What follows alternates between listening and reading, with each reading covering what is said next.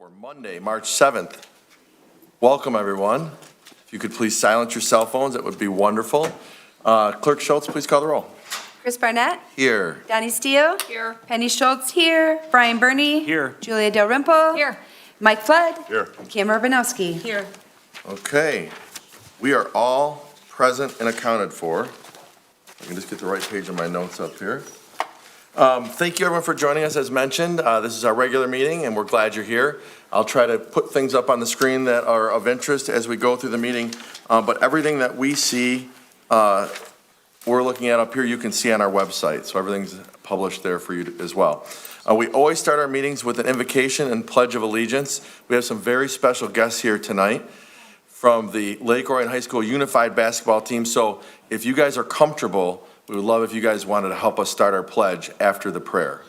So, if you want to do that, you can just stand right in this area. That'd be awesome, and our flag's over here. But first, we're going to start with our invocation tonight is Charity Walkowski from City Light Church. Charity here. Thank you, Charity. So please stand and stay standing through the pledge.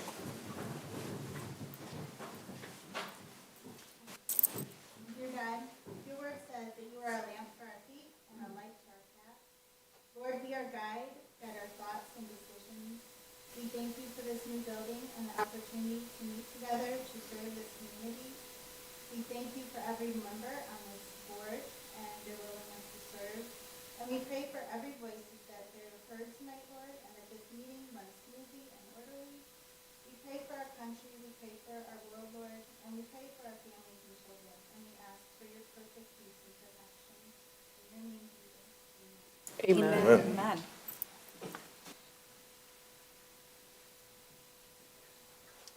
Yeah, you guys can see. You guys want to start the pledge? Come on. That's good. They can stay right there. You can stay right there. We did not practice this, so that's perfect. And Ready? Go ahead. To the flag of the United States of America and to the republic for which it stands, one nation, under God, indivisible, with liberty and justice for all. Great job. Thank you, guys. You may be seated. So we have a little tradition here of starting our meetings with good news. And we like to take a couple minutes once a month to recognize some of our brightest and best citizens. And I'm going to, and tonight is very special because we have some VIPs in the house tonight from the Lake Orion High School Dragons Unified Basketball Team. So does anybody from the team want to tell us what happened this past week? What happened is, All right, why don't you, can you come up to, are you comfortable coming up? That's even better, awesome. yay. All right, so first of all, what's your name? my name is Connor. Thanks, Connor. Tell us what happened this last week. What happened last week is we were preparing for our championship game for the Troy Athens High School. And during that time, we were practicing for our basketball game. And during that time, we actually won our game. We won our first game, which was against Clarkson.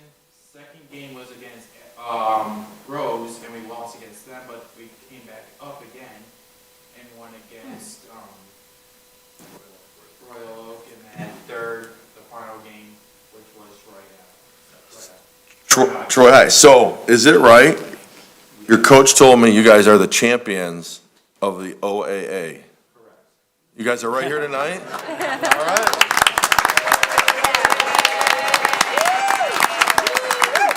So, I gotta advance my slide. I had pictures and everything. I'm all distracted. So we like to recognize our brightest and best citizens of the month. I have pictures. Check this out. This is last weekend, right? And this is it was in Troy. And there it is right there. The championship score. You guys beat the Troy Colts on their court, 34-18 for the championship. And there's your team right there, right?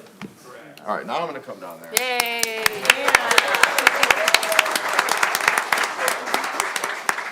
All you guys come stand up here, all right? Because this is really cool. Like I said, we have like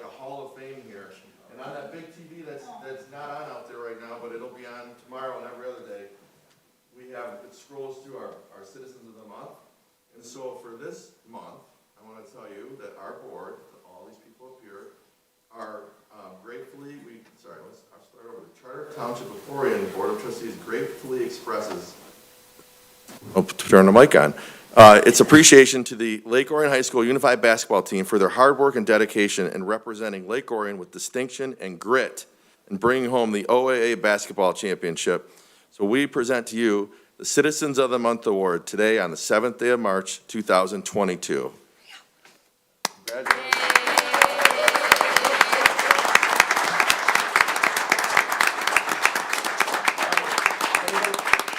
Coach is here, Coach M, right? Yes. You want to say anything, Coach?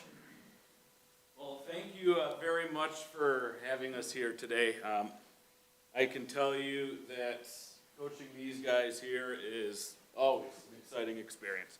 And it is one where it's the highlight of my day.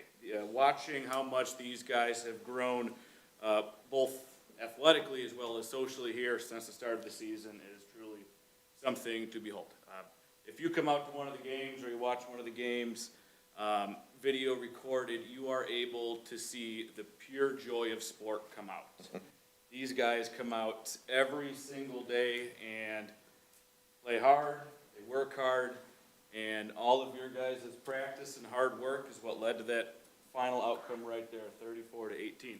I also kind of want to point out, you can see that a large part of the unified basketball is a lot of our gen ed students that also participate in the program. And we have some of them kind of here hiding in the back. And they play a pivotal role in helping continue that socialization aspect that we're really hoping to pass on down to our team and our players as we move through the season. So, Awesome. thank you very Well, much. we are super proud of you guys, and we'd love it if the whole team, all of you could come stand up here and we can get one kind of a picture with you guys. It'd be awesome for our Wall of Fame.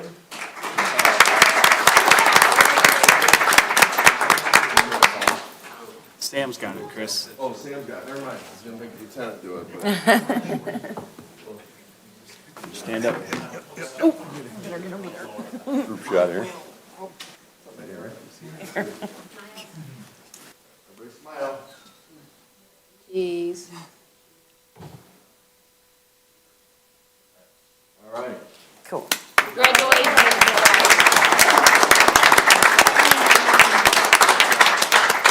That's beautiful. Good job, you guys. Yeah. I don't know. I'm not sure. All right. Thank you guys for joining us. You do not have to stay. The meeting is not. You can take the money and run, baby. I saw some nervousness in some of the parents, like, oh, Lord, what did we sign up for? Thank you guys for coming. All right. And you will be on our website, too. We're going to brag about you guys a lot. All right, next item of business, I promise will not be as exciting, unfortunately, is the paying of our bills. And I will pull those up on the screen and entertain a motion to approve tonight's bills. Yes, go ahead. Okay, I would like to make a motion to pay the bills in the total amount of $1,697,960.22. It's very loud. Support. Okay, it was moved and supported, and a little bit of, there it goes. I'll just make a couple comments. Go on ahead. the motion on the- And we just, we had our new command vehicle that we purchased for $79,000. We had our IT Right Services, which is our IT, so it's $41,000. We had $55,000 for Alcom, which is our security for the new building and at Orion Center. And we paid to our second to last bill for Cunningham Limp for the building of $187,000. And we did pay our first, what I'd like to call house payment, which is our new building, for our interest and principal of $771,000. So those were just kind of highlights. Oh, I'm sorry, two other things. Orion Youth Assistant for $25,000 and Orion North Oakland County Community Coalition for 25. So, and that's what we approved at the last board meeting, those two payments. That's it. Okay, Thank you. thank you.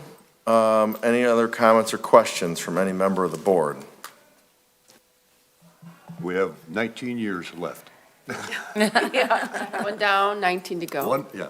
All right, let's roll call vote, please, for the approval of the bills. Steele? Yes. Bernie? Yes. Dalrymple? Yes. Flood? Yes. Urbanowski? Yes. Barnett? Yes. Schultz, yes. Okay, the bills are paid. That brings us to public comment. This is the opportunity to address our board. We do not interact with you at this time. We just listen to your comments. But we are always open to meet anytime you have questions. Our staff is here all the time. Does anybody want to give public comment on non-agenda items? If you hear about something in the agenda tonight, we'll ask you to hold it until we get to that point. Anyone want to give public comment on non-agenda items? Seeing no one run forward, we'll close public comment for now, and we'll bring it back up here to approving of tonight's agenda. I have no additions or changes from my position at this point. Are there any from anyone else? Or a motion to approve? Mr. Supervisor, I move to approve the agenda as presented. Support. Okay.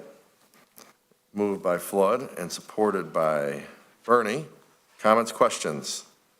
All in favor, say aye. Aye. Anyone opposed?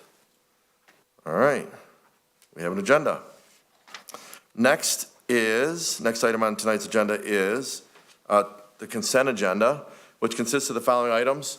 And I always read these because not everyone that's watching from home can see the printed agenda. Tonight on our consent agenda, we'll be voting and on approving all of these items with one vote. Minutes, 3 sets of minutes. We have a solicitation request from the VFW Post 334 for their annual Buddy Poppy fundraiser. We'll be accepting an employee resignation. We'll be approving the 2022 Emergency Federal Law Enforcement Assistance Grant Agreement. We'll be purchasing a fire rescue boat package, as well as fire turnout gear. We'll be purchasing some Dell rugged books, purchasing a building department vehicle, and we will be receiving and filing the Gainsborough condemnation update. Is there a motion to approve tonight's consent agenda? Mr. Supervisor, I move to approve the consent agenda as presented. Support. Comments or questions on any of these items? I have one comment on the vehicle building department vehicle. That was a lease, and the lease is due up. And because of the chip shortage, we're going to be further ahead having to purchase that vehicle outright instead of trying to get a lease at this time. That's it on that. Okay. Do you want to mention fire stuff? Well, I was gonna save it for later, but I'll just briefly, the rescue boat, for the board's sake, for the longest time, we obviously have not had a boat, in a township that has 42 lakes, 5 acres and above. So this is definitely needed. There's actually 2 boats. One will be anchored at Lake Orion, that can be trailered to other lakes. And the other one is basically like a quick response boat that we can have for anything else that's needed. So both are trailered. We're working with the Lake Orion Police Department to share dock space so we can have quick access to it in Greens Park. It's not a done deal yet, but that's the hope. And then the other one will be trailered at a to-be-determined space that's quick and easy to get to. So again, the fireboat is actually a fireboat with a working hose on it. That can quickly get to whatever we need to from a fire and from a life-saving standpoint. So I'm really excited about it. I know Chief Duke and Assistant Chief Pender have been working on this for a long time. This was definitely in the budget from the beginning and a need that we identified long ago. So now is finally the day that we can say yes and move forward. So we're excited. That cover it? It did for me, yeah. Any questions? Any questions from our police and fire liaison, Mr. Brian Burney, or from our fire chief? All right. Yeah, that covers, I think that those were the couple of highlights I was hoping someone would cover, and you guys did. Are there any other comments or any comments or questions from board members? Any public comment on any of the consent agenda items tonight?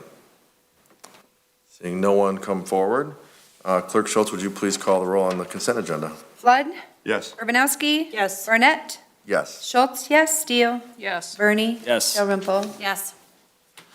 Okay, that approves tonight's consent agenda, moves us on to pending business. We have 3 items tonight.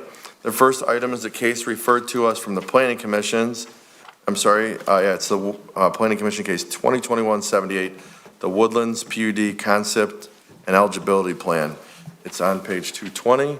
I'll open it up for us all to see on the screens, as well as we have a presentation tonight from the applicant.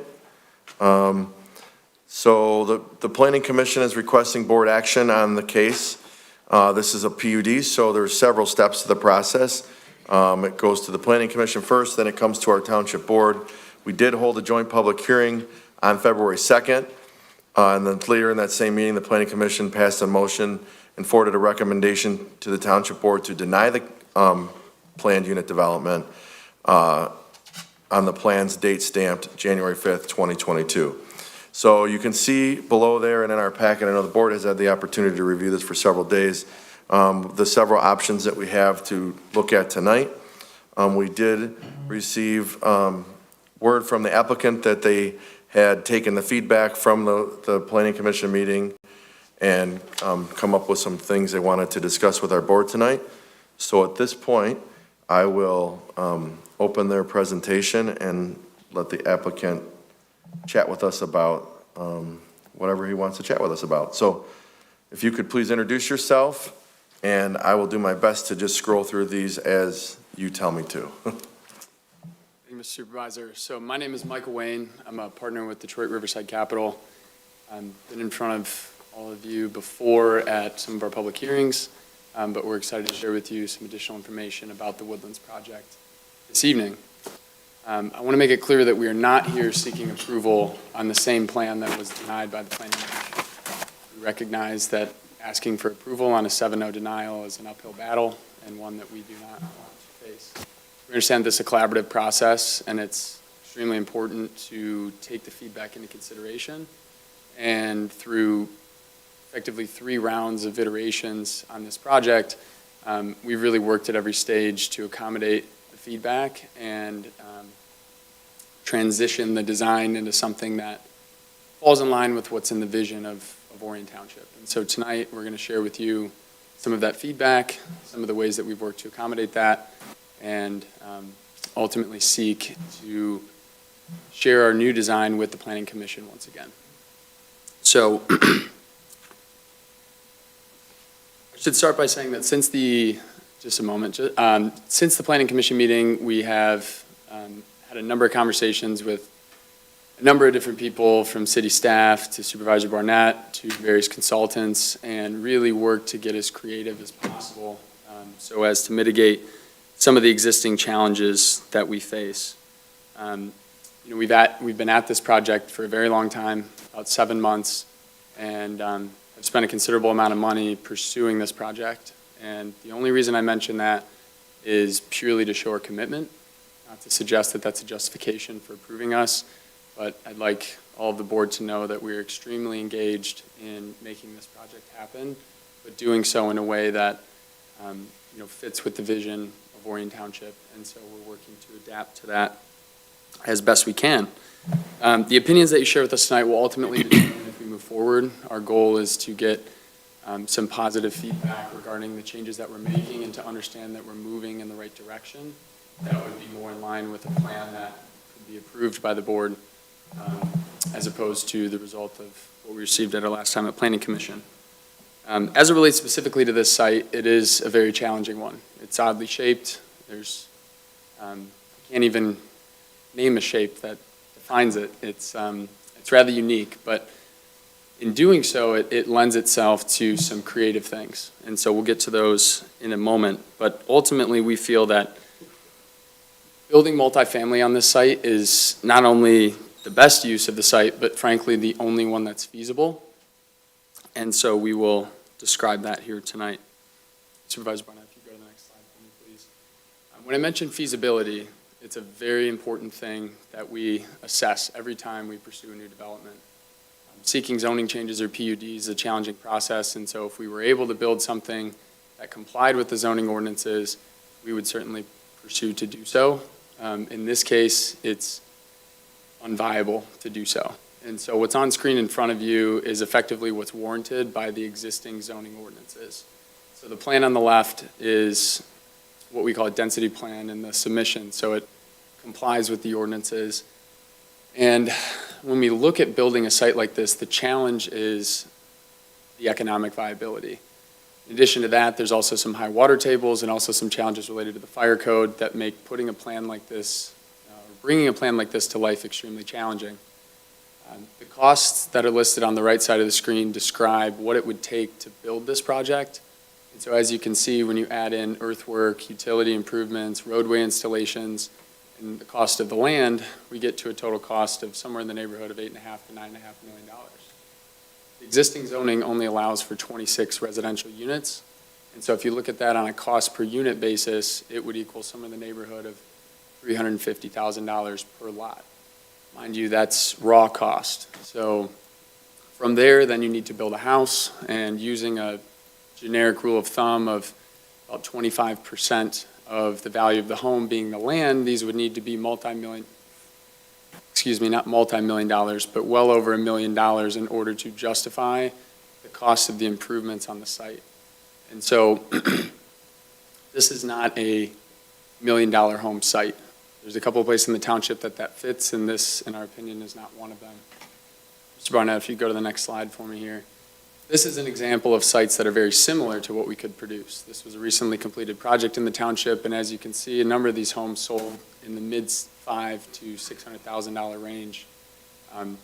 That is the market for this type of product, but as I described in the previous slide, it's not economically possible to deliver homes at this price point on this particular site.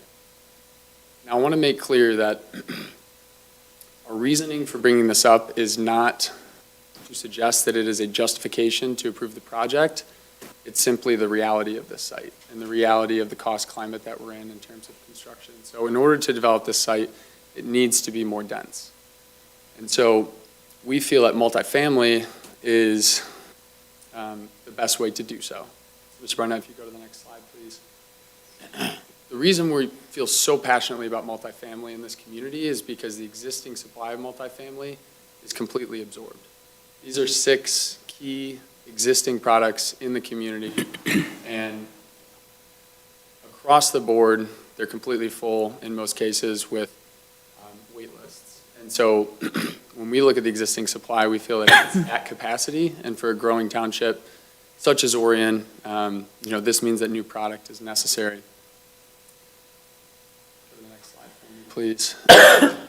The graphs on screen here are, on the left side, a summary of all the multifamily units that have been built in Orion Township. As you can see, the vast majority were built predating 2000, and only a couple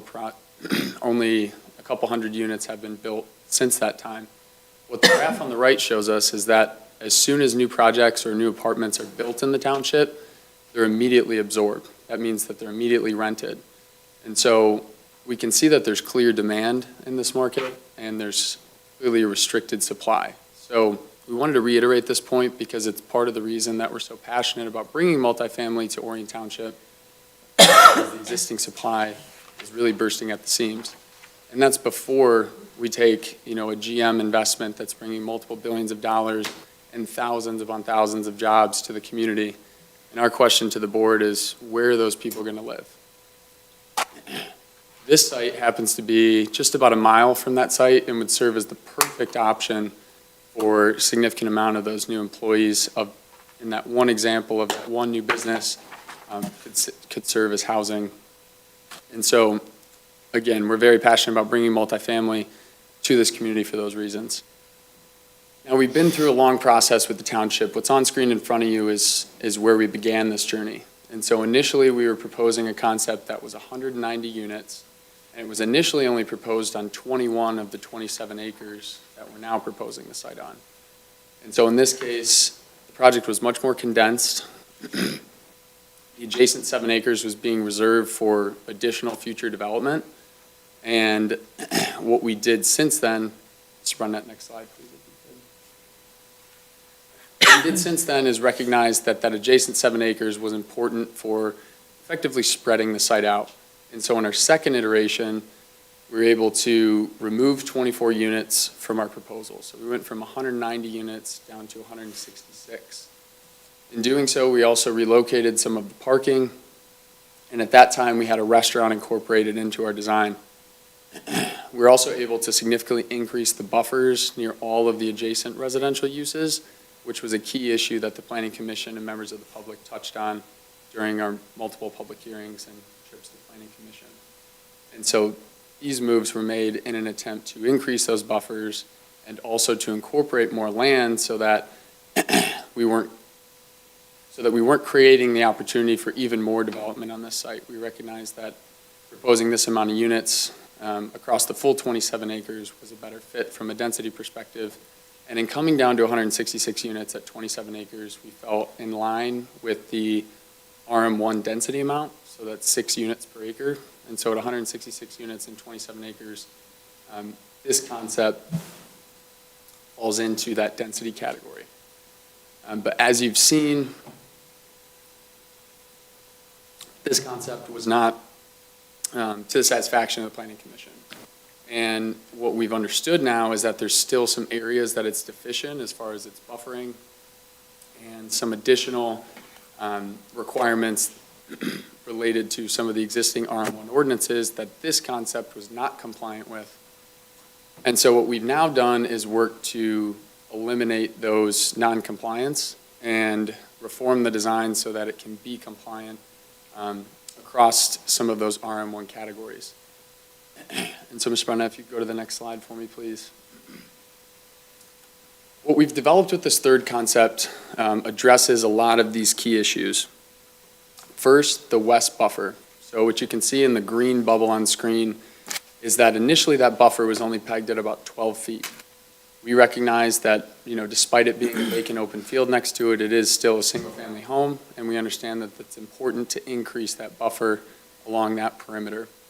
And so what we're able to do with this new design is triple the amount of buffer that's on that west side. So what we'll be able to do is take 12 feet into over 30 feet worth of buffer and still be able to comply with parking requirements. Another key issue was the height of the building. Initially, we were proposing full 3-story building, and what we've now determined would be a better fit for this area is to propose a height that is in line with the RM1 density, the RM1 height requirement, which reads 2.5 stories and a maximum of 35 feet. And so in this new design, both of those would be met. Effectively, the way that 2.5 stories works is that the building to the adjacent residential uses is 2 stories. All you can see from any of these neighboring single-family homes is 2 stories worth of residential with a large roof on it. From the interior of the project, those would be visible to 3 stories, but of course the only people that could ever see them are those living at the property. None of the adjacent residential uses would see any kind of 3rd story. And so not only does this bring us in line with the RM1 height requirement, but it also mitigates one of the biggest concerns that we heard from the public, which was that they didn't want to see an enormous 3-story structure in their backyard. And so in this case, that is now reduced to 2 stories. What we've done with those extra units, and at the recommendation of some of the public comment that we've heard, is we've incorporated that adjacent 7 acres more significantly into the design. So we've taken the 32 units that are effectively lost from that 3rd floor when we go from 3 stories to 2.5, and we've relocated that on the adjacent 7 acres. So each of those 2 orange boxes represents a 16-unit building. We call them walk-up style units. So the resident enters through one of those skinnier rectangles, if you will, and then the units are adjacent to that. Another thing we've done is eliminated the restaurant. Initially, the restaurant was more of an accommodation. Frankly, there was an interested local Orion Township resident that was interested in bringing a restaurant to the area. We've learned that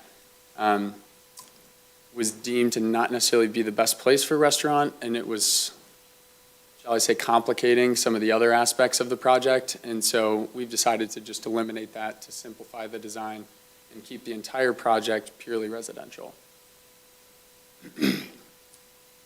Another key issue is concerns over traffic.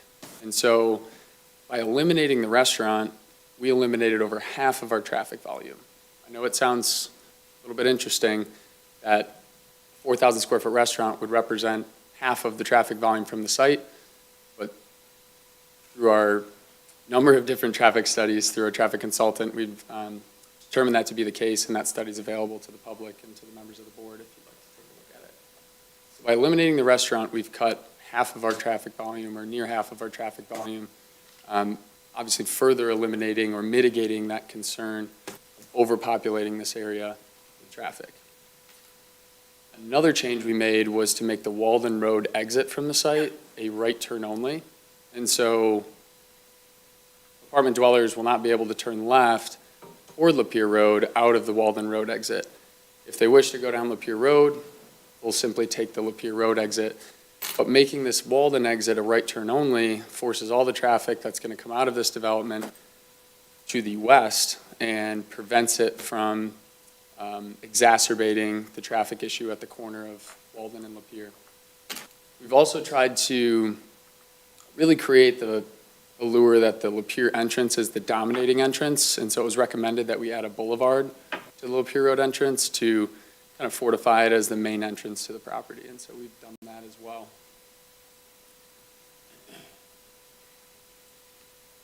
And so in doing all of this, we feel like we have addressed a significant amount of the concerns that we've heard both from the public and from members of the Planning Commission. So Supervisor Barnett, if you go to the next slide for me, please.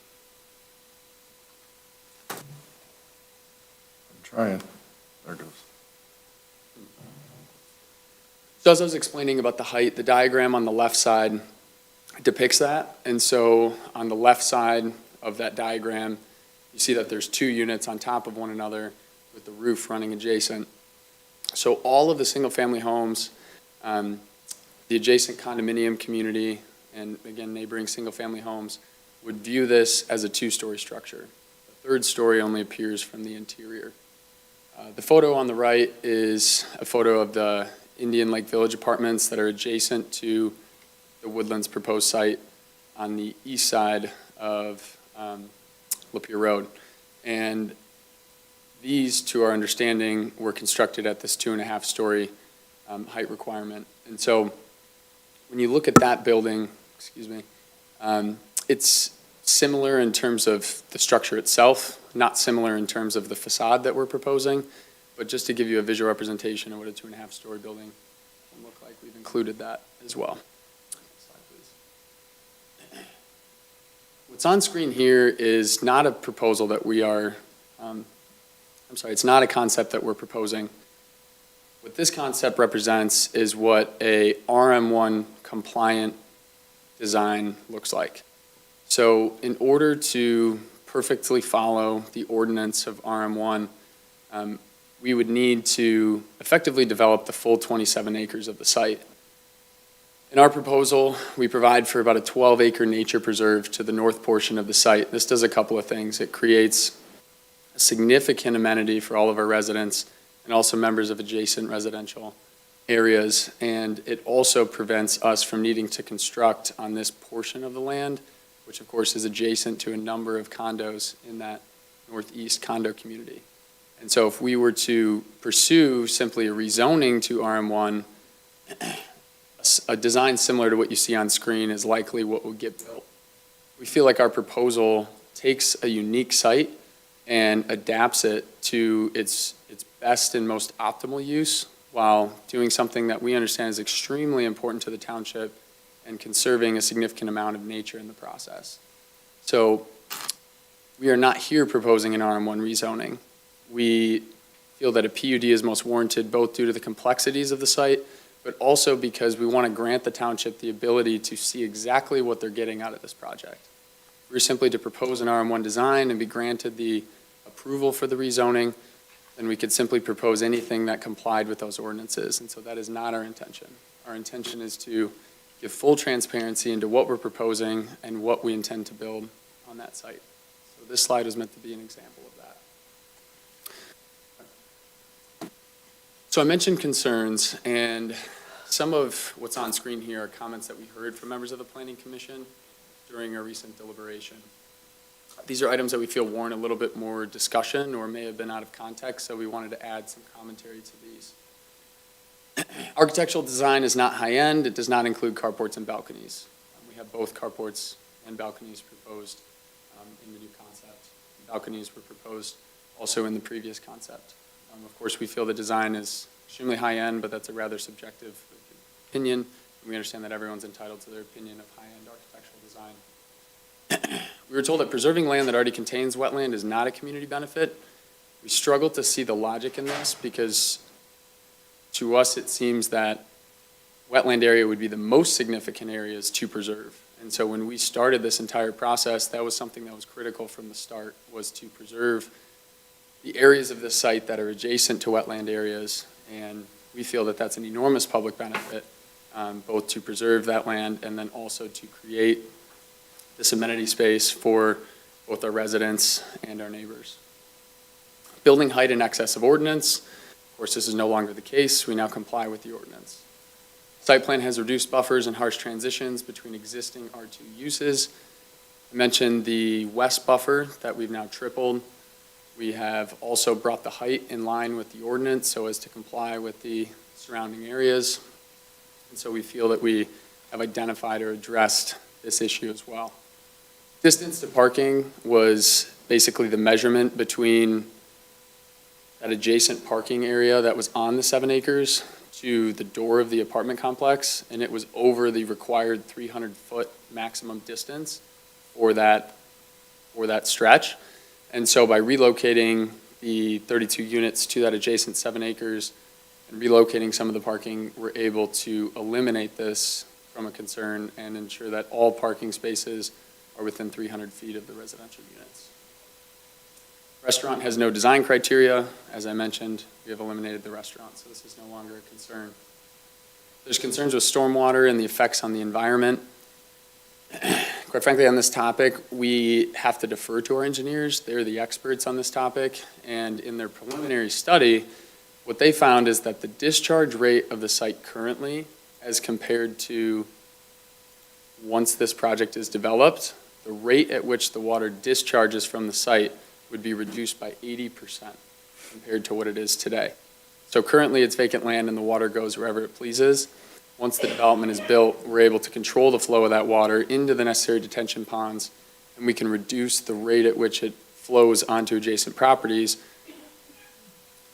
Allow me to correct myself, we can control exactly where it flows so as to not have it flow onto adjacent properties, and in doing so, we can reduce the rate at which it flows by 80%. We're suggested to pick a location that's further north and off the main thoroughfare.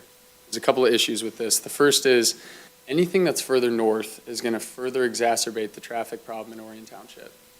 By locating, let's say, north of downtown or northwest of downtown, we're creating more distance that residents have to drive through every single day when they go to work.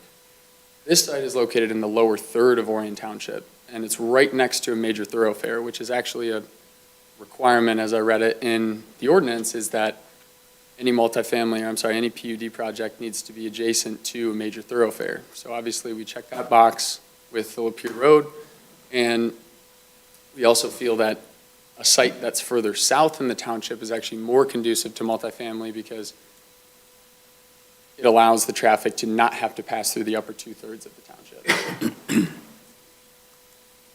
Density is based on the entire 27 acres when residential is only 20 acres. With the restaurant removed, this is no longer applicable. The last piece was current zoning would not need to clear cut the majority of the nature preserve. Whether it's fully clear cut or 70% clear cut, the reality is that if we were to build this as it's currently zoned, the 12 acres that we're proposing to preserve would need a 27-foot wide road cut through it and 4 residential lots. And when you consider the grade change on this back 12 acres, you'd effectively have to clear cut it in order to flatten the land out and then build the homes on it. So by proposing this area to be preserved, we're able to save a significant amount of both those trees and also the wetland area near the northwest side of the site. Supervisor, next slide, please.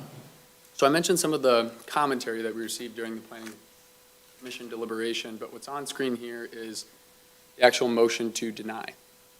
So some of these will be similar to what I spoke about, but we feel that with some of our changes and with some additional explanation, a lot of the reasons that our project was denied are no longer applicable. The first is proposed PUD is based on a density on a total of which included 7 acres of GB zoning and is not consistent or comply with underlying zoning or master plan. As I mentioned, the restaurant's been eliminated. It now complies with the full, or utilizes the full 27 acres of the site. And so we feel that this is no longer applicable. The property is not compatible with adjacent low-density residential uses as identified on the master plan with the existing zoning and will have a negative impact on surrounding properties. I mentioned the tripling of the west buffer. I also mentioned the reduction in height of the building. And so both of those were made in an effort to increase the compatibility with the surrounding properties. Lack of compliance with zoning ordinance requirements for residential development and multifamily designation, and it specifically references height. So as I mentioned, at 2.5 stories and 35 feet, we're compliant. No design for restaurant provided in the PUD. Again, that's been eliminated, so no longer applicable. Potential negative impact on traffic at Walden and Lapeer roads, although improvements have been identified, not addressed how they've been implemented. I mentioned that removing the restaurant eliminated about half of our traffic volume, so by making that move, we've significantly improved the traffic volume that would be created by the project. And we've also made a couple of amendments to the entranceways, specifically adding the boulevard to the Lapeer Road entrance so as to accent it as the main form of entry to the site, and also making the right turn only out of the Walden Road exit so as to mitigate any additional traffic at the Walden and Lapeer intersection. Concerns on high-quality architectural design. Opinion is the mass and bulk of the buildings are not consistent with existing development in the area and do not comply with the respective zoning ordinances. Again, high-quality architectural design is the opinion of the beholder, so to speak. So we feel that the design we're proposing is very high quality. It uses newer materials and it designs them or meshes them in a way that we feel really accents the surrounding landscape. The project is called the Woodlands for a reason because we recognize the beauty of the surrounding areas, and the architectural design is really meant to dovetail with that. Excess building length, 380 feet versus the 200-foot maximum, and excess parking locations, 2 buildings, 300 feet to 500 feet. So as for the second point, again, when we eliminated the restaurant and relocated those 32 units, we eliminated that distance restriction. I'm sorry, just one more moment. As far as the first point on number 7 there, this is something that is effectively the only area that we would be non-compliant with RM1. Again, we're not proposing RM1, but we're comparing ourselves to that, given that that's the low-density multifamily zoning in the township. And with the building still existing over the 200-foot maximum, this is really the only area that we need leniency compared to the ordinances of the RM1. Now, I can explain further, but there is a way that we could even make this comply, but to our understanding, this was on the lower end of the priority list as far as the concerns, and so certainly open to making additional accommodations, but as I mentioned, this would be the one area of RM1 ordinance that needs some leniency. Supervisor, next slide. An overarching question that was presented during Planning Commission deliberation is this project PUD eligible? These are excerpts from Section 3003 of the PUD ordinance that talk about PUD eligibility. The areas we've highlighted are the areas that we feel we meet these requirements. And so just to quickly run through them, recognizable benefit to both the residents of the project and the overall life in Orion Township. Of course, we put a lot of weight in the nature preserve area. It's something that we've worked very hard to create. We see this as a public benefit. We also, as to the second point, we feel that this project absolutely accelerates the quality of life in the township. We're providing a brand-new, unique residential option that frankly doesn't exist in this capacity in the township today. And with this growth happening with different businesses, we think that this product is a fantastic option to provide housing to current and future residents of Orion Township. So we feel it definitely improves the life of Orion Township residents.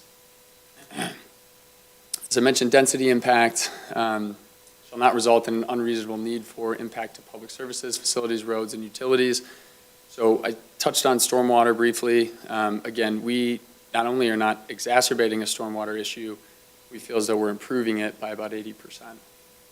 And so we think that with respect to traffic, we've done effectively everything we can to mitigate that. We've eliminated the restaurant, we've made the right turn only, we've added the boulevard on Lapeer Road, and so we're really working to do our best to mitigate that, and we think this latest iteration of the design can do so. Township master plan should be consistent with the intent and spirit of the master plan. Of course, master plan calls for this property to stay zoned as is, so in that respect, I will level with you. We do not comply with the master plan. However, the intent of that master plan, if we read further, is to bring housing to the community, and in that respect, we do. Economic impact in relation to existing zoning, proposed development shall not result in material negative impact on surrounding properties. We really view this as, first and foremost, a critical aspect of preserving the neighboring properties is the buffering, is the berming, is the additional landscaping, all of which is creating these natural buffers to our surroundings.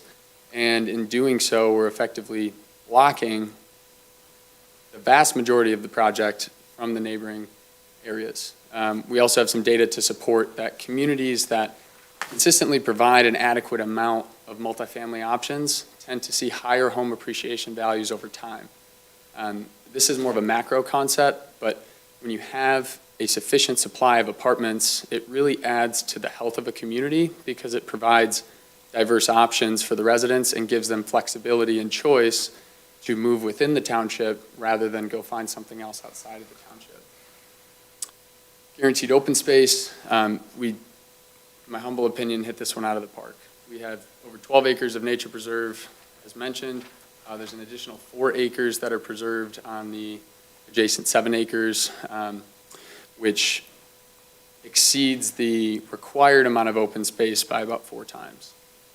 And then unified control, this one just represents, do you have control of the property? We have purchase agreements executed for both of these properties, effectively under contract for both properties, and so yes, we do possess unified control. And so I wanted to highlight those at the end of our presentation to describe why we feel like this project is most certainly PUD eligible. But beyond that, we feel like this project is an absolute benefit to this township.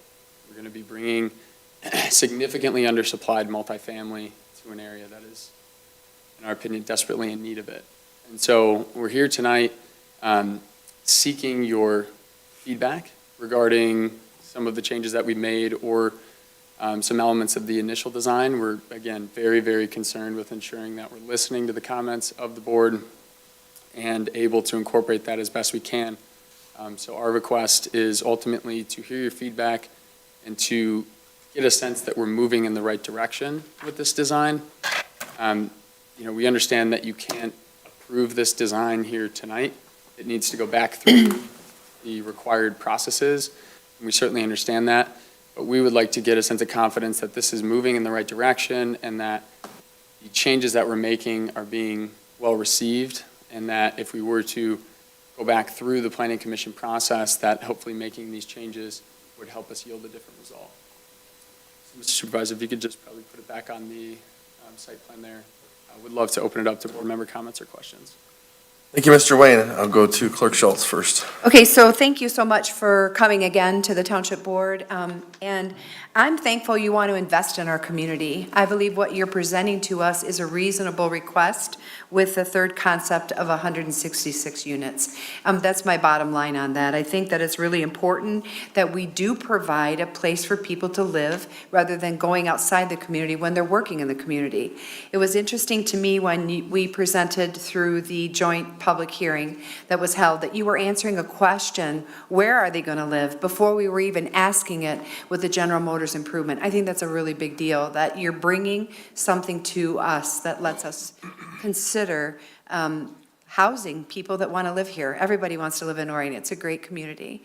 I thank you for putting in the buffers between the single-family residents in front. Also, the right-hand turn onto Walden, that was really smart because we want to make sure that they're not cutting traffic off. We want a smooth flow of traffic. I like that you're boulevarding M24. I think that was really important to make that your main entrance. So that was super important.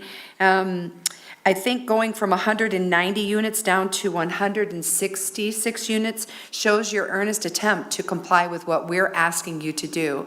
And that's to create a development that would be consistent with the character of the area and also that would be pleasing for people to look at from their backyard. Couple of things I wrote down. I do agree with the public benefit of the wetland preservation. That's important. Once it's gone, we're not going to get it back. And the fact that you're willing to preserve that speaks volumes to me. And I'll have more comments as we move along. If I can see the motions, Chris, that are proposed, I don't, for some reason, have my, have mine. And I've talked to a lot of people about this as well within the township. And it was my understanding that if a proposal came back to the township board that was different than what the planning commission denied, that we could send it back to the planning commission for consideration. Is that true, Dan? Can you explain that to me a little bit as well? Sure, the ordinance says you really have four choices. You can approve with conditions, you can deny, or you can send it back to the planning commission with comments. So you do have a drastically new plan that the planning commission has not reviewed.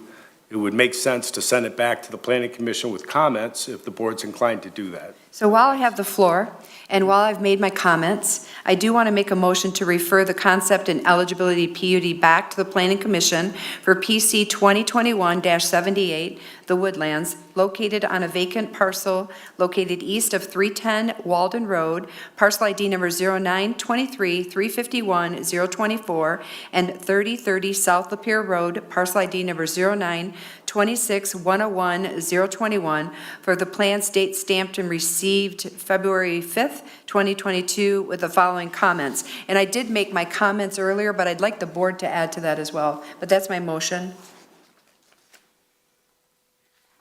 Is there support? Support. Supported by Dalrymple. Correction on the motion is January 5th. Yes, sir. Thank you. Well, no, I think she wants the, well, you want this most recent plan. Yes, I want the third concept, So it should be- 166 should be- units. Dated tonight, really. All right. Are you good with that amendment? Yeah. With the- Not, it wouldn't be amendment, but yeah, just the, The new plan, the plan that's been presented tonight. yes, sir. Okay. I understand. Yes, Ms. Steele. And I suppose that from the very beginning, I was not really in favor of this whole development, and I've made myself clear from the very beginning. But tonight, I just think that this is more like a reliving of a joint meeting presentation where the public is invited to be able to make their comments. And right now, the public was here at the last meeting. They've made all their comments of how that they don't believe that there's a recognizable benefit. I don't see what you're offering outside of, to the new residents that don't even live here in Orion right now. The density is 6 times as high as what is the underlying zoning. It doesn't fit the master plan or the spirit of the master plan, and it's an economic impact that's detrimental to the people around you. So to me, this is like a whole new plan, and it almost seems to me that the public should be aware of this new plan. They left the last planning commission as a 7-0 denial of this concept and the plan of this. And for us to say, oh, this is great now, go back to the planning commission, I don't think it's fair to the public that lives around there to make their input. So to me, this should go back as a public joint meeting if it's a new plan, and not to be, not for us to overlook what the planning commission has already, and the consultants, not only the planning commission, the public, all the consultants made all their recommendations, and for us to just trump that doesn't seem fair to anybody involved. So I'm not in favor of this motion at all. Okay, thank you. I would just, I'll jump in here for a minute, if that's okay. We're not trumping it at all. If we were voting to approve the project, we would be trumping it.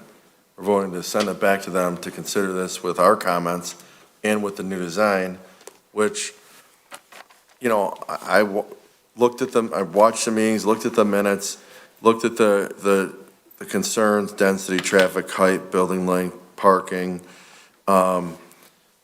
I think that's what we're supposed to do, and I think we have an applicant that's trying really, really hard to listen to the feedback and then literally address every single point in the motion to denial and to give us something to consider. This is not the same thing that was considered. So if we're legally and able and appropriately allowed to do this, to me, that's the right thing to do. We're not approving it. We would be sending it back to the planning commission. That we support this plan. We support them having the opportunity to go back to the planning commission. And so what I would say is this. With this plan. I support the third concept, 166 units. Yes, that's how I started my motion. Yeah. And so I think, there's a handful of things I want to talk about, but, I've studied this piece quite a bit. We've had multiple people come visit us to try to develop this and that have had these properties under contract multiple times since I've been supervisor. And the challenges that exist have been clearly defined by this applicant. The stormwater, the traffic, how do you access, get vehicles in and out? And this is by far the best design that has been presented to us, by far, even better than the single-family housing that a large residential developer that most people know their name around Orion presented to us, that mostly took out the entire back 7 or 12 acres. It's at 12 acres with roads. Yes, you can't build on all the wetlands, but it was mostly removing all of that. So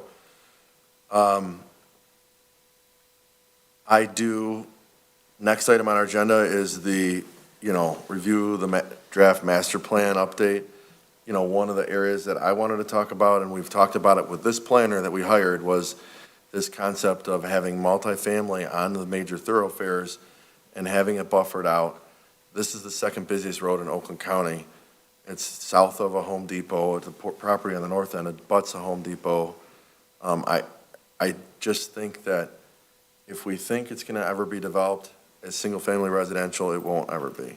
I actually agree with the petitioner on that. So I like the concept of a PUD because I like the clustering. I like the protecting of the natural resources. I like that we can clearly define in pictures, in real life, the materials that will be used, so we can make sure it's not trashy, it's not cheap, it really is high-end.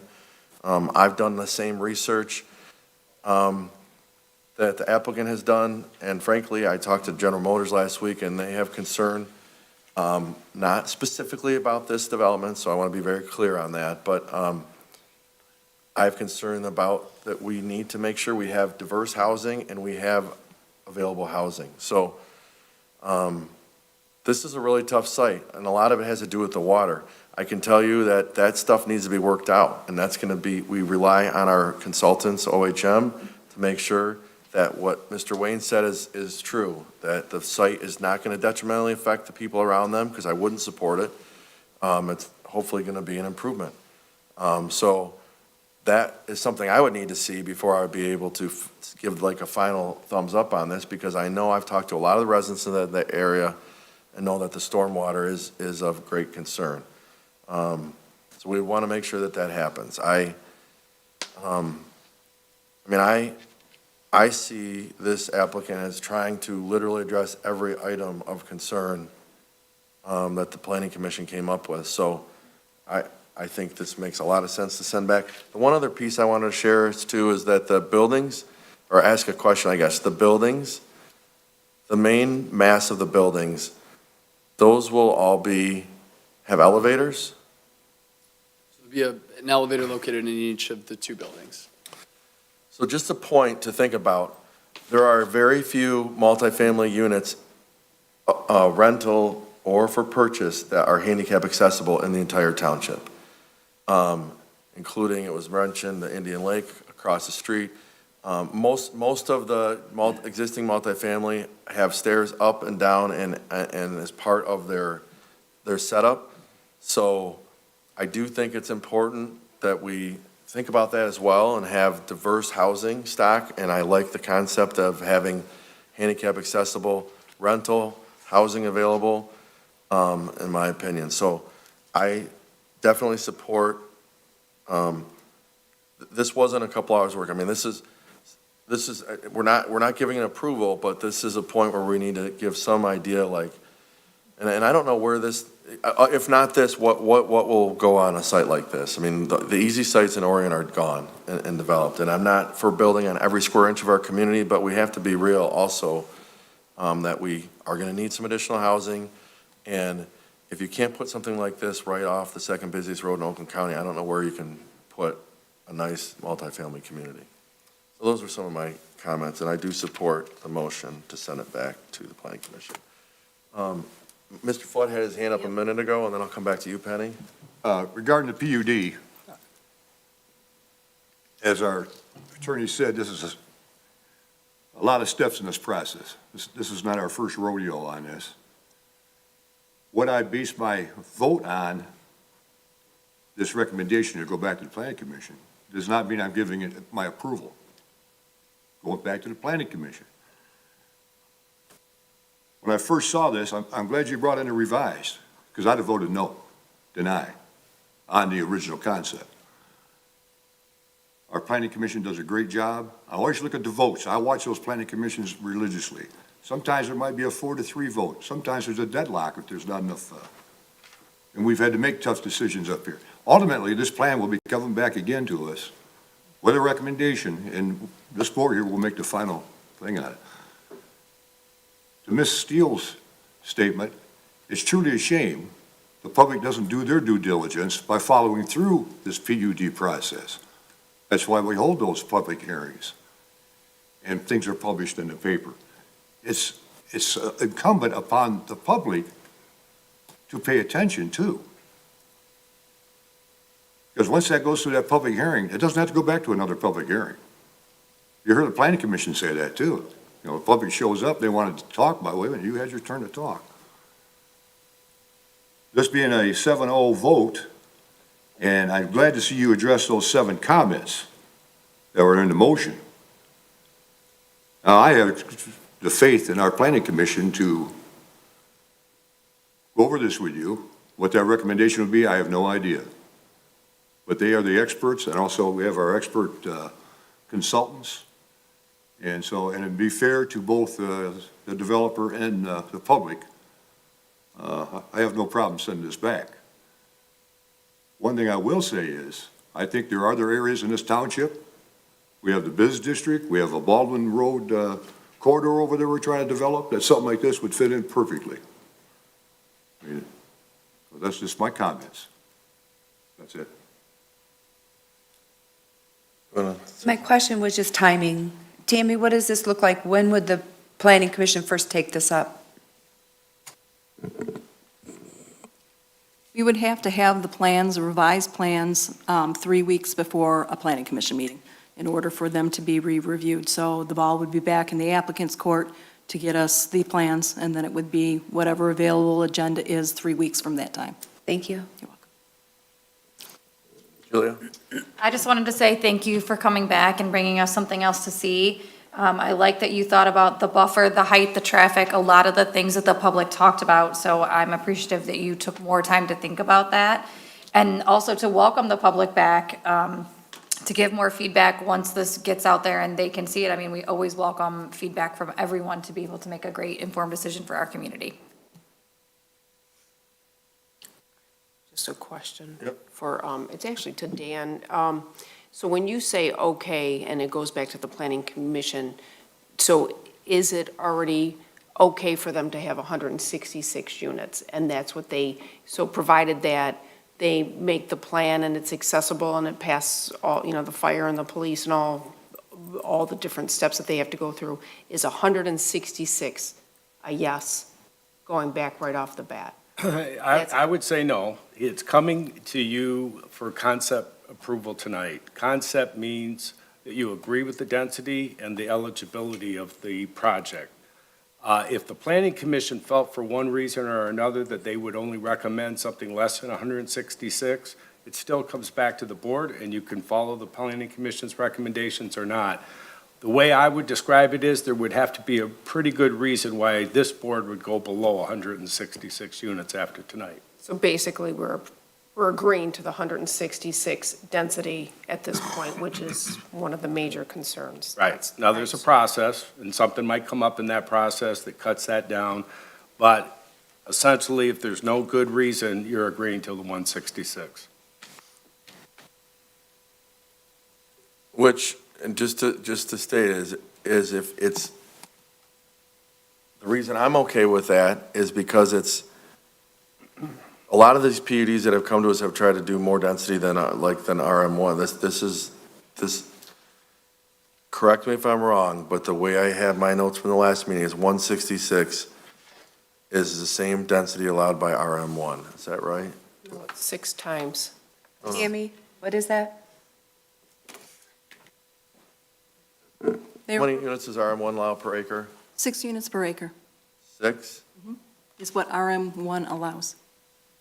I was born at the site's 27.7 acres, so 27.7 times 6 is. Yeah, so it's 166. So that's 6 units per acre. Now, again, it's not on the whole site. I personally like the concept of clustering and leaving areas untouched. And just so everyone's clear, I know that I think I'm 99% the board's clear, but if anyone's watching from home, that means that back acres, that's not like a phase 2, that will never, ever, ever be able to be developed into anything, because it's all being approved as part of one plan. I mean, they could always try to amend, but like it'd be Dan, it's virtually impossible, right? Right. Yeah. Right. I don't understand that it being zoned multiple. It's zoned single family, right? And so I always thought the PUDs were supposed to stay similar to what the underlying zoning is, and the underlying zoning is not multiple. So it doesn't fit the spirit of the master plan because it's not the correct zoning. So when you say you're okay to 166, everything that I read, it's 6 times the density of what the underlying zoning is. That's how I understood what I read. And I listened to all the meetings, and I listened to the planning commission. So I don't see, I read the consultant's review. Yeah, so I'm trying to pull up on this screen. Yeah, correct, the current, so what my comments are directed toward is, yeah, not the, this is. Current zoning. And the PUD is supposed to stay with the current zoning, and this is not zoned multiple. Just so, I disagree with that. The PUD is not supposed to stay with the current zoning. The PUD is a form of rezone. PUD is a rezone. Yes. The simple request of a PUD is they're requesting to have different zoning. So what I'm not in favor of is an approval to rezone the property to multifamily. Because if we did rezone the property to multifamily, we get something like this. If I can use your slide deck again, with your permission. Absolutely. If we rezone the property to multifamily, then you potentially get something like this. that now cuts into the nature area, spreads out the development, and then we lose any architectural control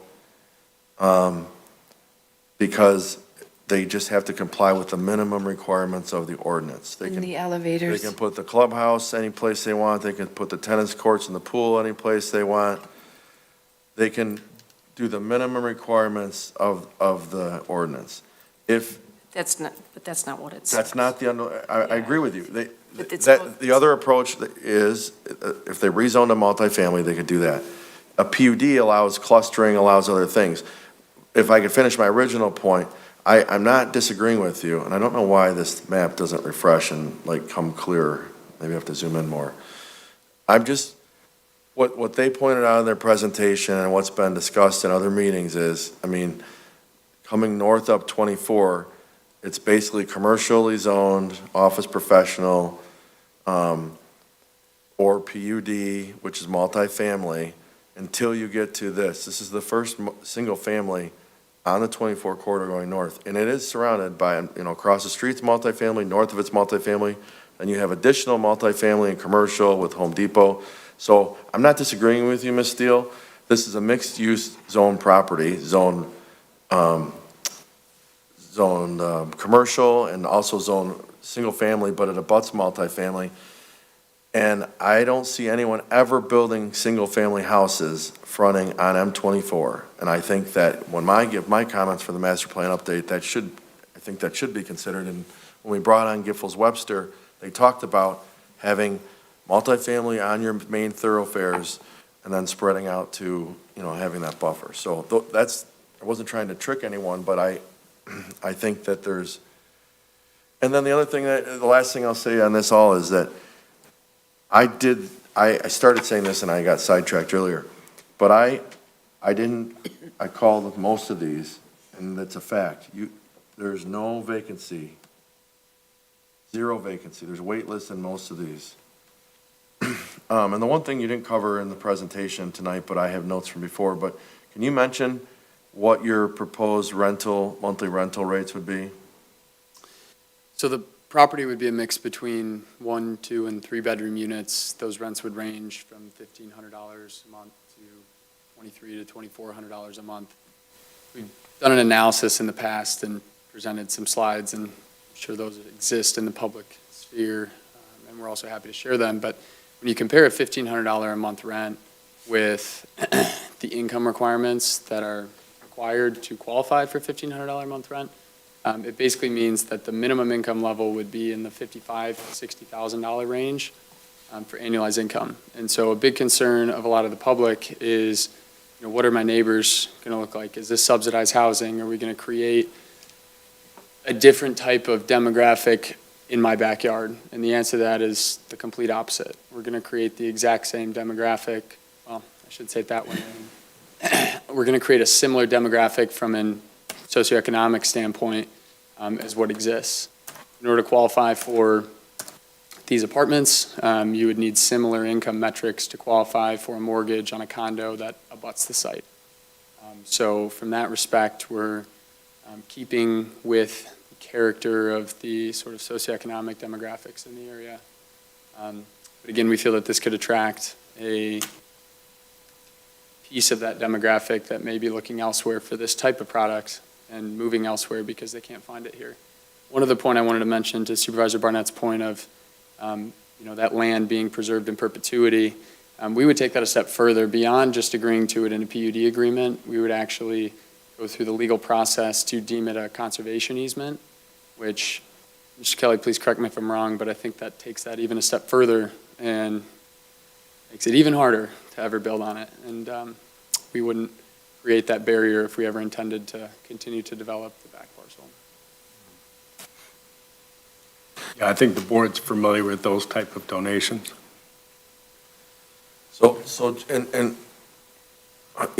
Just a little more background on the corner there. It already was approved to be something, and the buildings have been demolished. I'm trying to just click on this one parcel, but it's clicking on everything. The old flower shop? Yeah. Yeah. So we have a vacant corner there that, is not gonna be anything, and I can, just think about that floral shop was zoned residential. And if we think that someone's gonna build a single-family house fronting on, like, that's the concept I'm trying to understand. And I don't see how that fits, and I don't know why that's not being looked at, being changed in our master plan. Because no one is ever gonna build a single-family house right there. For the sheer cost of land, as mentioned, fronting on 24, they're gonna have to build $1 million house. No one will ever build anything on that corner. So it just needs to be considered. I'm not trying to say we have to, build on every square inch. That is not it at all. But I think that there's some leeway here. And it'd be one thing if it was the first multifamily development in the area. It's literally got it all around it, so. Are there any other comments from the board? I want to give the public an opportunity to ask questions or have comments. Yes, Penny? From Kim. One more.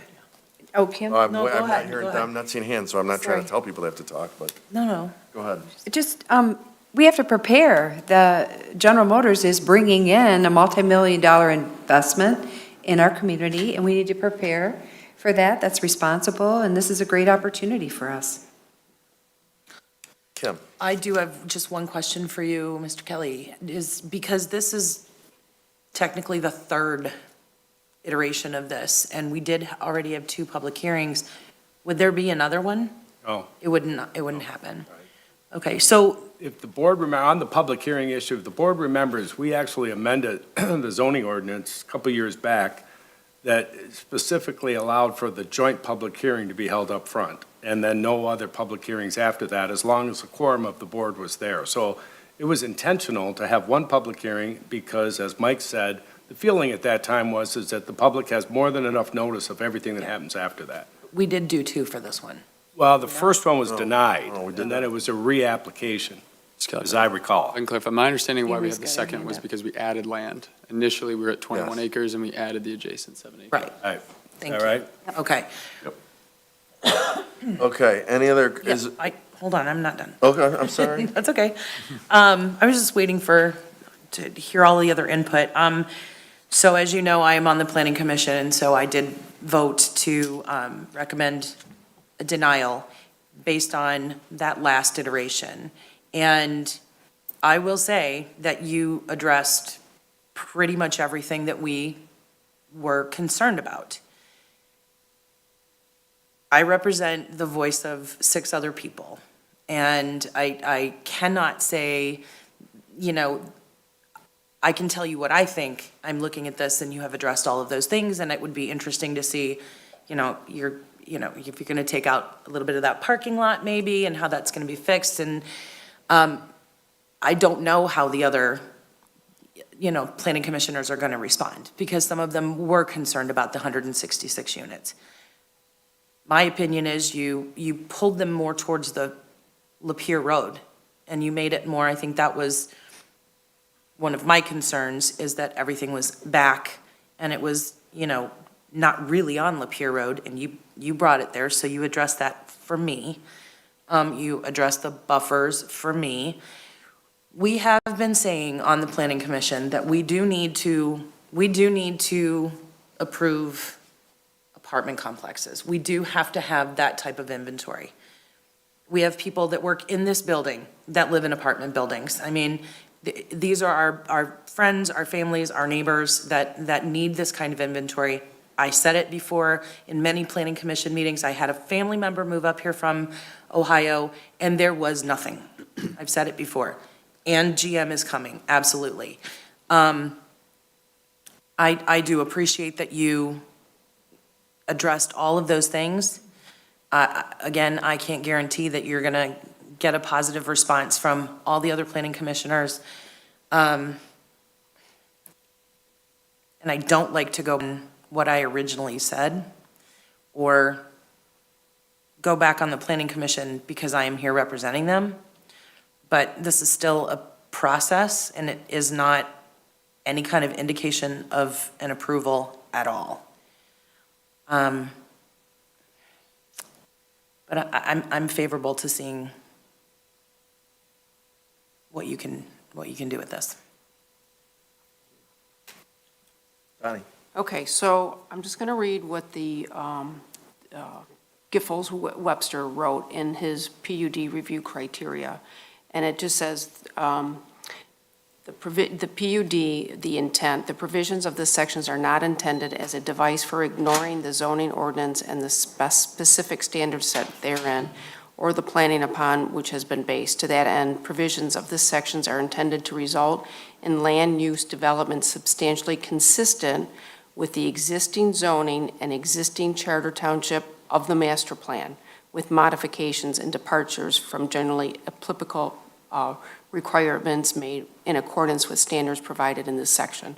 So, again, the Planning Commission looked at the master plan, they looked at the future plan, and I understand that the PUD is to look at it holistically, but to look at the underlying zoning. And it was discussed multiple times that the density of this is 6 times higher than what the underlying zoning is.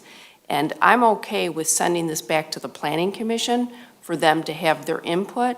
I really struggle with sending this back to the Planning Commission with the provision that we agree with 166 units as part of this development, because that's what you're proposing. And if this vote goes yes, that's what we're giving them. This is the Planning Commission, which has already looked at it and said that they don't like the zoning, they don't like the density, and we don't acknowledge what Giffel said, what OHM said, and what the Planning Commission said, and we overlook all of that, and we just say, we like this development now, and we like the density. I just want to be known that I don't, and I don't think that we should put that as a criteria of how they should relook at this new plan that you've submitted. I don't think that that should be part of the motion. So, I think I've said it 6 times, but.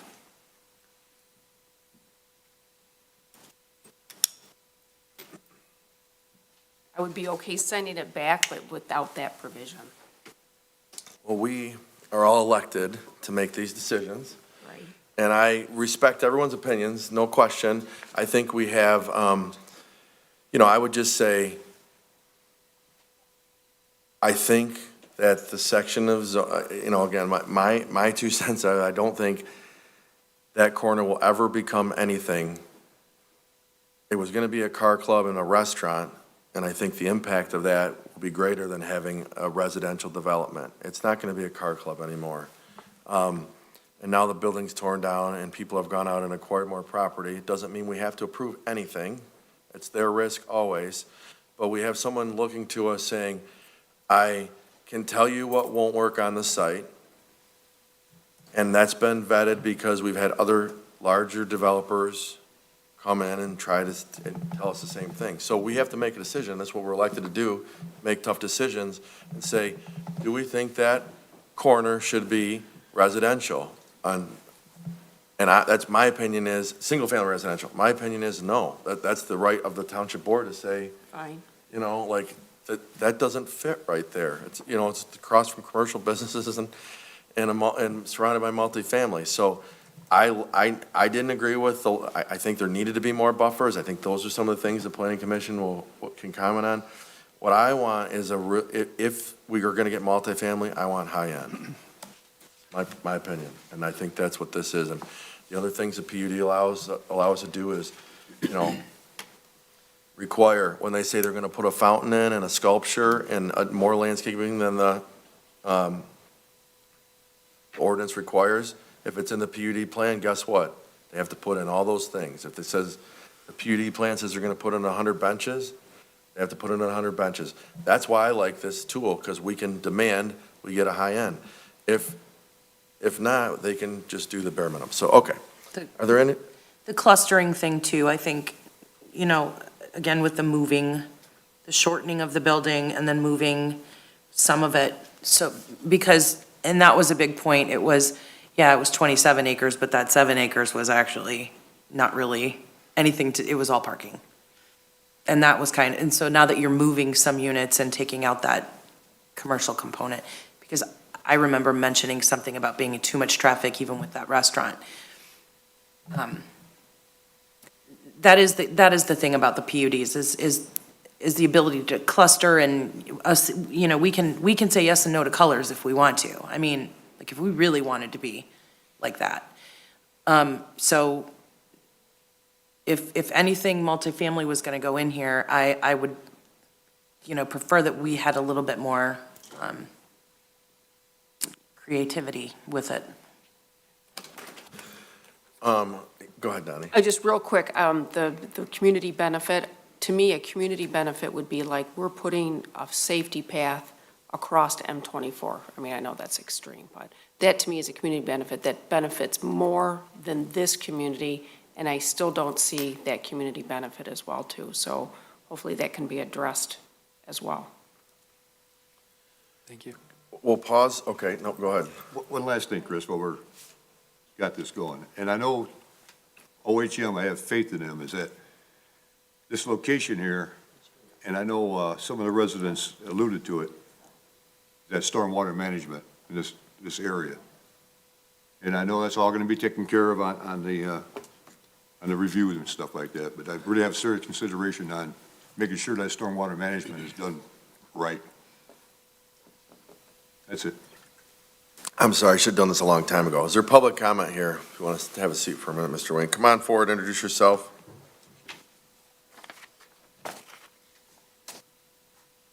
Scott Gabriel, 941 Joslin. Two things. One to take back to the planning commission. If it's zoned for residential, 20-something units, can the water and sewer take the 166? Just a consideration. And the second one that really made me wince was when you said 55,000 was like the bare minimum for this. That means that no one working at that Home Depot right next to it could afford it, including the managers. My wife just retired from the Oakland County Sheriff's Department. Her base salary was less than that. So you're saying you can't take an Oakland County Sheriff there. I know we want high end, but there's got to be some consideration for everyone who is going to work here. Not everyone working in that Orient plant is an engineer. There's got to be room for cooks, dishwashers, restaurant managers. Yeah, by the way, getting that restaurant out of there, brilliant. That would not work. That's it. Thank you for your comments, Mr. Gabriel. Any other comments, public comments? Okay, we'll bring it back up to the board. Any other board comments or questions? Okay. So the motion was made by Clerk Schultz, supported by Trustee Dalrymple, do you want to just state your motion? Thank you, Kim. So considering the third concept with 166 units, refer the concept and eligibility PUD back to the Planning Commission for PC 2021-78, The Woodlands, located on a vacant parcel located east of 310 Walden Road, parcel ID number 0923351024, and 3030 South Lapeer Road, parcel ID number 0926101021, for plans date stamped received, I said January 5th, 2022, but I think for the PUD, The plan presented tonight. for the plan presented tonight with the following comments, and they were the comments that I had prior. The one thing I'd like to do, and Dan's trying to say something too, I would just say with the, considering the board's comments. all considering the board's comments. what I was going to say on that note was maybe we will have, maybe we can ask our transcriptionist during the board discussion of this, if we can have the detailed minutes like the planning commission does. If we can work that out. So then the planning commission members can read all of our comments over the last half hour or 45 minutes.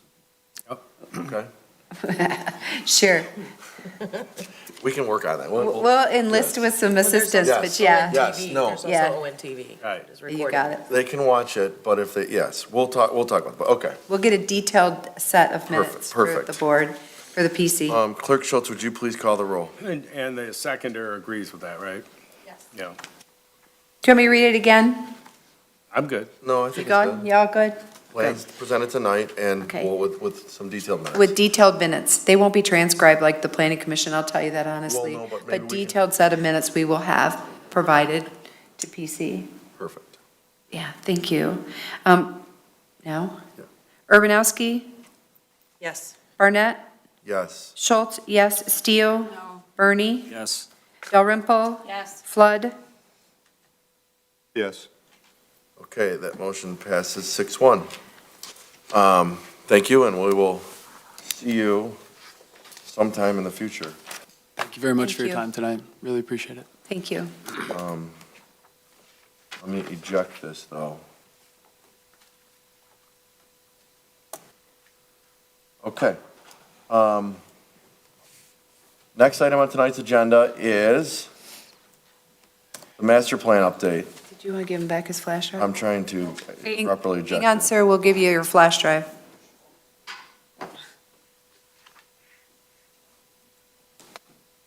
Okay, I tried to do it right, but it's acting up, so hopefully I didn't damage it. Okay, Thank you. next item on tonight's agenda is the review of the draft master plan. This is on, believe it or not, page 517. I'm gonna jump way forward here. So before us tonight, we have a request from our planning zoning director, Tammy Gerling, who's here tonight as well, for our board of trustees to review the draft master plan and forward any of our questions or comments to the planning and zoning department and address those to Tammy by March. I want to change that date. I want to give us a full week. So by March 14th. So you have the weekend if you want to really review, because the planning commission has put a ton of time and effort into this. And as we can see from the discussion tonight, it's important that we give them as much input as possible. So I would just ask, I'll finish reading the memo here anyway, but they passed a resolution on their February 16th meeting asking for our board to authorize the distribution of the draft master plan to the agencies and adjacent municipalities and the public, because the master plan must be updated every 5 years, so we're on schedule to do that. We have actually contracted this time to do a major kind of overhaul rewrite, and so it's really important that the Board of Trustees hopefully can find some time in the next week to review that, take notes, and get those to Tammy. We won't send the plan out to the adjacent municipalities and the other review agencies until after we get those comments. And then the planning commission kind of chooses whether or not they want to include those in their review as well. So that's kind of I'm just basically covering the memo. The motion is there in your packet. I would just ask that we give it till March 14th, because then that gives us all a couple extra days and a weekend to spend some time on. Yes, Ms. Schultz. I move that the Board of Trustees reviews the draft master plan and forwards any questions, comments to the Planning and Zoning Department by March 14th, 2022. Support. Okay. Is there anything you want to add, Tammy? If anyone wants a hard copy, you could let me know. It might be easier to add your comments, so we'd I be would. more than happy to get you one. Donnie, that's a yes? Yes for me, please. Donnie, Penny. Thank you, Tammy. Anyone else, just get a hold of me. So I'm just kind of scrolling through it. You guys want me to read the whole thing tonight? Great idea. 180 pages. The planning commission has done a ton of work on this, and Great to be at this point. much kudos, yeah. We've been working on it for a year, right? Kim? Feels like longer. Yeah, A little yeah. bit longer. Yeah. Anything comments you want to add, Kim, as our liaison? Just that, we've been doing this for a little over a year. But we really, again, it was, like you said, a major overhaul. We wanted to make sure that we got it right. Read it with the mindset that, this is what we want to do. Like, there were some things in there that we didn't all agree on, things that I have still kind of questions on, and I'm, can't wait to hear what you all think about them. But, you know, if a citizen comes up to you and says, you know, what does this mean? What is this? You know, why are we doing this? Why is this a strategy? Why is this a plan? I mean, if you're not comfortable with it, don't say yes, because that's what I did to one thing, so, I mean, but it's a lot of work overall, and we spent a lot of time talking about each individual section, and we would love for you to read it. Pretend like you're on the beach this weekend and read it. Perfect. Or go to the beach and read it. Good, you could do that too. Wow. Okay with you. All right, any other comments on this? Any public comment on the master plan update? You can see it, you don't have to wait because it's in our board pack, so it's online. So if you want to review and provide your own comments, we would take those as well to Tammy Gerling, the planning department. So no other comments, I think we can just consensus vote. All in favor, say aye. Aye. Anyone opposed? All right, please take some time and try to at least give some input. Thank you. And the planning commission has, in the chair, Scott Reynolds, has asked us multiple times to, you know, please be engaged in the process and stuff. So, thank you for considering that. All right, and we have one more item on pending business, page 751. It's the treasurer report. Okay. Ready for me? Okay, usually I just put this in the reports or I just put it in consent, but today I just wanted to bring it up to everybody's attention because it is the year end, and I met with our consultant, Greg Prost, and Chris, if you could just scroll through. I'm sorry. I just wanted to go to the page, keep going.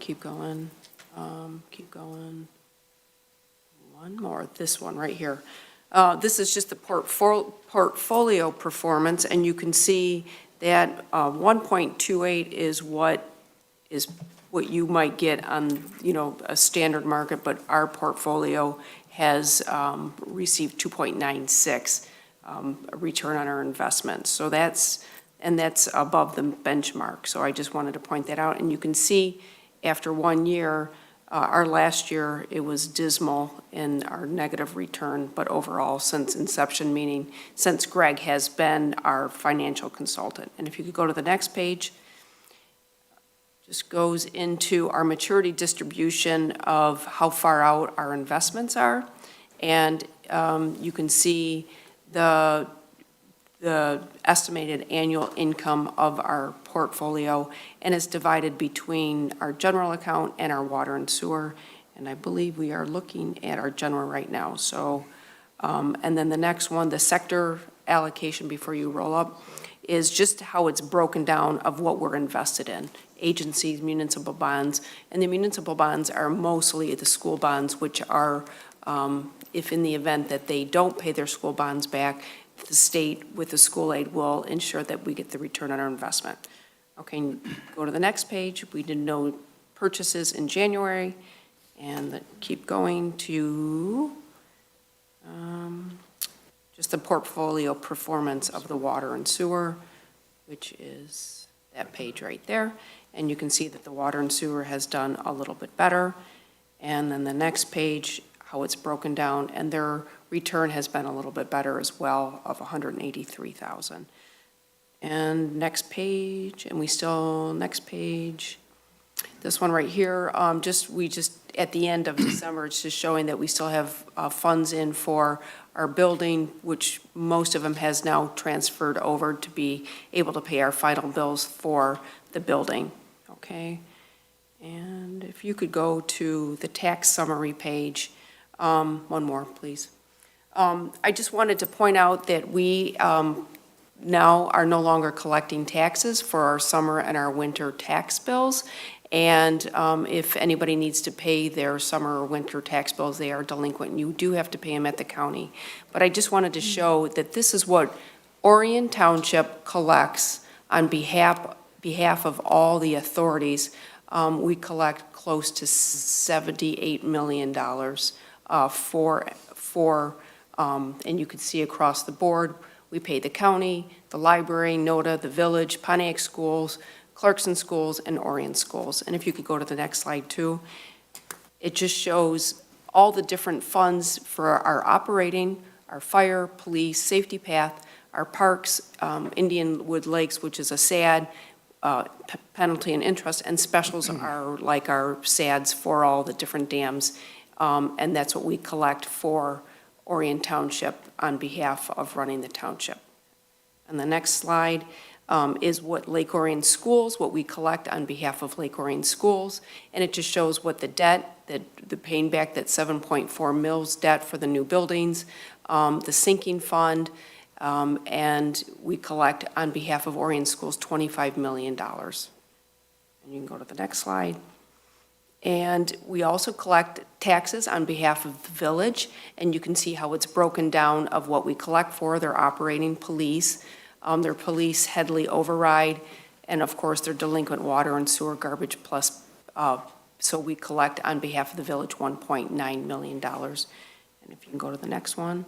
And if you can see how the county is broken down, it's just these different buckets in which we collect for, everywhere from their operating to Oakland Community College to the county parks, the HCMC, which is the Metro Parks, the zoo, the art, the specials, and the SET is the state education fund. So you can see that that money goes directly to the state, but it's the per pupil portion that is paid of how many kids that we have. So when they say make sure your kids are at school that day, that's why we want to get that portion of money. And so we pay, so for Orion Schools, we paid $10 million for that, for our per person funding. And then you can see we paid the county $30 million. So our little town collects a lot on behalf of all these authorities. And these are our two captures that we always talk about, the DDA. We collect and pay to the DDA $775,000, and our Corridor Improvement Authority, we collected $192,000 this year. And then you can go to the next page. It just shows how the DDA, who pays what. You can see the school debt. The schools don't pay to the DDA. However, Community College and Oakland County operating pay towards the DDA of $185,000. And the next page, this is our winter tax and how it's broken down. Who pays the DDA? Our parks, Metro Parks, police, fire. And you can see that the fire, they pay $99,000 towards the DDA, and I know that's always a hot spot, so I just wanted to bring it to light. And the next page, Chris. And then this is what the village pays to the DDA on behalf of their millage collection. So it's very confusing settlement. You can see all the different buckets and all these different funds. We just have to balance them all out. So that is, oh, one more, I have 2 more pages. This is our veterans. You can go down to the next page, Chris. This is one more, please. You can see that since the inception of the veterans benefit that we, if you're a disabled veteran, you can apply and not have to pay any property taxes. Although, if you go to the next page, it just shows that since inception that we have lost $8 million worth of value for disabled veterans. But right now, the state's working on passing legislation to be able to reimburse us for the lost revenue for the veterans. I think it's a great concept, although I just want the state to pay for their great concept. So they're working on that right now. One more page. And then one of the latest things is that the state decided to give back more money to the personal property taxes, which is the equipment. And with that one vote at the state level, it costs Orion Township $4.8 million worth of taxable value of revenue as well too, and they're trying to make us whole as that, at least for the first year. So when the state makes legislative decisions, some of those legislative decisions affect our revenue. So that's my report. Thanks, Chris, for scrolling through this.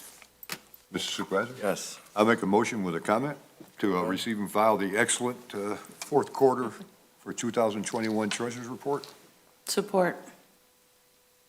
All right. with a comment that I find this completely excellent report, Treasurer Steele. Well, beyond and above our requirement of our policy here in the township. Thank you. Very interesting looking at those, where all the tax dollars go.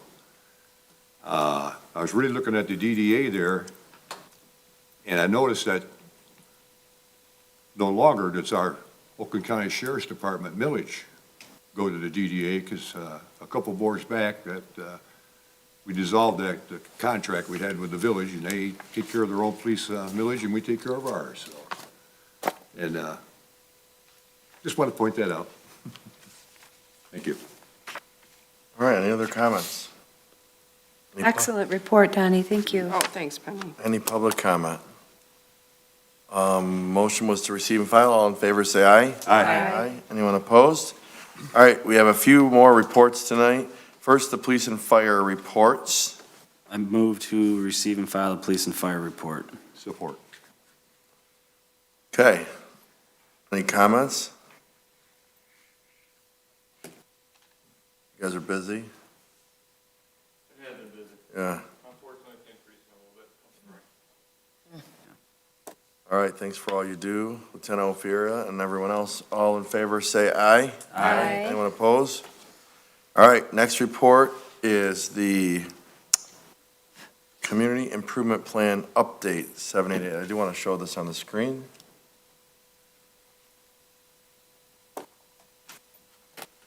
Okay, so at our last regular meeting, we had a special meeting before the regular meeting to discuss spending our, the dollars coming in from the federal government. And so we said we would put this together and receive it and file it at a regular meeting, so it will be memorialized in our minutes, but that's what this is. So we're calling it the Orion Township Community Improvement Plan. There are lots of great projects, some that have already been completed and paid for, some that will be completed in the near future. And that's what this report is, and it's all on 2 pages for your, to be easily, and we tried to make it as simple as possible because there was so much data and so many things. But the one thing I thought was interesting was just to see how the dollars are being spent by fund. I'll make it bigger. We can kind of see we spread them out as much as we could. 16.4% are being spent on water and sewer projects, 13% on fire, 12% on general fund projects, a small piece on building. But I think the really good news is the lion's share of the dollars are going to be spent on park and path improvements. So our residents will be able to see a lot of bang for their buck. And that's important because the next report I'm going to tell you about just shows that we do really value what our residents tell us. We value their input. So with that, I would entertain a motion to receive and file the Community Improvement Plan report. So moved. Support. Okay, moved by Schultz and supported by Steele. Is there any comments or questions? All right. Seeing none, all in favor say aye. Aye. Anyone opposed? All right. Takes us to the 2021 Community Survey Report. I'm going to do at your place tonight and on the website tomorrow or tonight, Sam, I don't know. On the website soon is a full printout of all of the responses of our residents. And it's really interesting. Encourage you to take some time to go through that and check out what our residents said. I'm going to just hit some of the high spots here. Here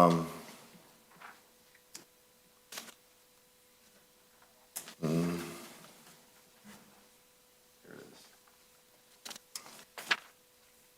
All right. So we had 1,138 respondents. And you can see what 2 categories, this is a 50-page document. No, I'm sorry, 71-page document of the data of the responses. But we just pulled out a few things to cover because I don't want you to have to be here till 11 p.m. Two categories you'd like to see more of in Orion Township when we were talking about businesses. And for the fourth or fifth time in a row, the number one response was groceries, more grocery opportunities. You can also see dining options was high. Recreational opportunities was next, then entertainment venues, retail shopping, and service-oriented businesses.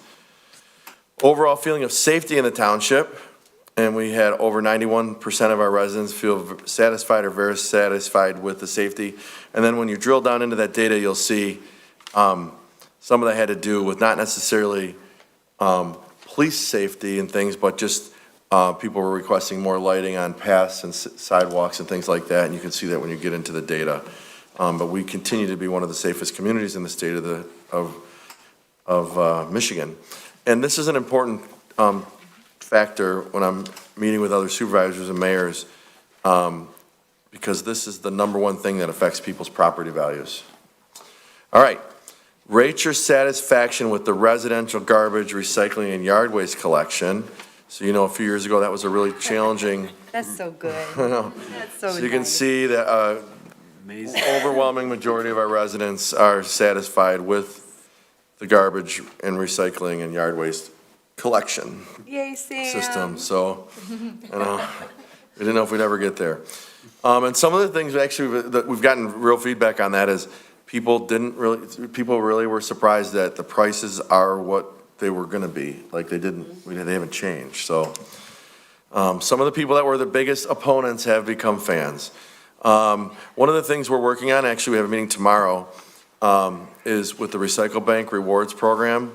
And you can see we still have a lot of room for improvement there. And the reason why this is important is because the more waste we can not have go to the landfill, the more things that can be recycled, the better the probability and chance that when we renew our contract or go out for a new contract on the program, that the prices we cannot see a huge increase. So the more we can teach our residents and the Recycle Bank rewards or incentivize them, that program does just that. It hopefully educates people, but it also gives them some incentives to recycle if they don't. And if they do, they get rewarded for it.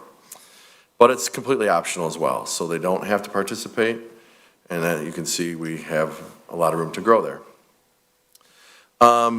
We put this up, and it's kind of maybe a little hard to understand, but I'll break it down for you a minute. But it says, which of the following are your primary sources of information about township issues, services, programming, and events? Select all that apply. And this is exciting because the magazine was the number one way people like to, or the number one primary source for people, followed by our township website, which is really good news because if you all know, we spent a lot of money. We spent a decent amount of money on the website and the magazine as ways to communicate with our residents. Followed by the Lake Orion Review, which is great. We still are one of the few communities that have the local newspaper. So thanks to the Review, I know they're watching because they watch all our meetings. And then our Facebook pages are strong as well. So, and then you can see the other things there. I won't go through each of them. But the magazine is widely popular, and that's great to see that our residents enjoy it and get lots of information. We asked specifically what businesses people want to see, and this is, what do they call this? A word? Wordle. What is it? Word cloud. Word cloud, thank you. Well, not Wordle, Penny, but close. But you can see, and the bigger the word, the more people said that's what they wanted. So you can see restaurants is big, but you can see grocery stores show up in a lot of different places. Specialty grocery store, Papa Joe's, Whole Foods, Trader Joe's. We got green space is a big one. Recreation, entertainment, ice skating rink we're working on. Look, you can even see comedy club. Chick-fil-A is kind of a big one there. So, but that's kind of cool. Take some time. You can look at this, but I'm just kind of showing you. Anything coming on this list? Yes. Yes. Yes. Actually, several of those things. Can't tell you all of them. So that completes just the high-level report from the community survey, but you have 71 pages for your reading pleasure at some point later, and our residents will be able to find a link to this on our homepage. Yes. All right. Any comments or questions? Move to receive and file as presented. Support. Yeah, thanks, Chris, for putting this together. That's a lot of Thank you. effort. Well, Jenny and Sam from my team get all the 100% of the credit, but I do want to say, we take this, all this information that we receive, we use this to set our priorities. You know, this is incredible information. There's a lot of great things in here. One of the cool charts we didn't put in here is people have finally found Agawam, which is awesome. You know, we've been asking some similar questions throughout the years to see, but that was less than 50% 2 years ago. Are you aware that Camp Agawam has beach access, hiking, trails, fire bowls, it's all free? And this year it was 61%, but still 39% of our residents that responded were not aware. So we have, hopefully the ones that said no made a mental note to go check it out. Yes, Julia? Coming from the Parks and Path Committee, we are working on an event to get lots of people out to Camp Agawam in May to show them all the amazing things that are out there. So this is the perfect timing for that. So that'll be coming out very soon to invite everyone to see everything that's happening out there. All right. All right. Next, all in favor, say aye. Aye. Anyone opposed? All right. Last report, we're almost done, is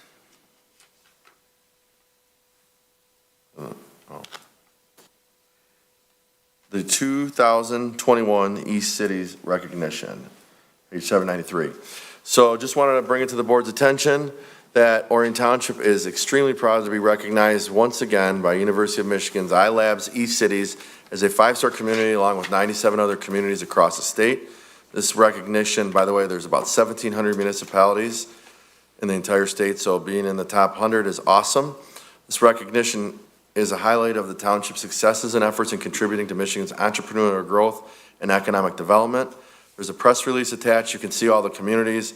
I'm really excited about this. When I started, we were a 3-star community. 5 stars is the highest rating you can get, and this was something that was important to us.